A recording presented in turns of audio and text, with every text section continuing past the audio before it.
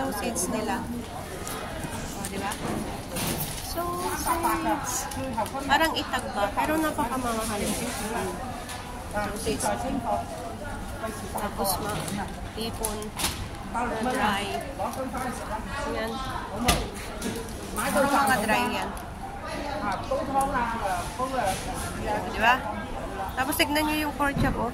Yan. Pork chop.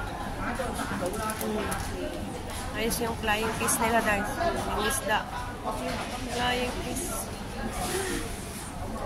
Pero ito yung itag pa yun. Pork chop na yan yan, oh. Pork chop. Ayan. Pork chop.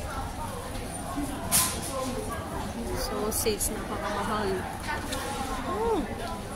Grabe. Yan, mga dry. Pusit. Mahal talaga yan. Yan. Pati balat ng suha.